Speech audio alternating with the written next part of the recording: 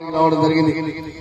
ప్రభుత్వం చేపట్టిన సంక్షేమ పథకాలు, సామాజిక రుగ్మతలు, పరిసరాల పరిశుభ్రత, ఆరోగ్య భద్రత మీద విస్తృత ప్రచారం నిర్వహిస్తున్నాం. దాంట్లో భాగంగా కీర్తి నోట ఈ పూట ఒక చక్కటి పాట. శుభ్రత పాటించువోయమ్మ, పరిశుభ్రంగా ఉండాలి మాయమ్మ. శుభ్రత పాటించువోయమ్మ, పరిశుభ్రంగా ఉండాలి మాయమ్మ. శుభ్రత పాటించువోయమ్మ, పరిశుభ్రంగా ఉండాలి మాయమ్మ. శుభ్రత పాటించువోయమ్మ, పరిశుభ్రంగా ఉండాలి మాయమ్మ.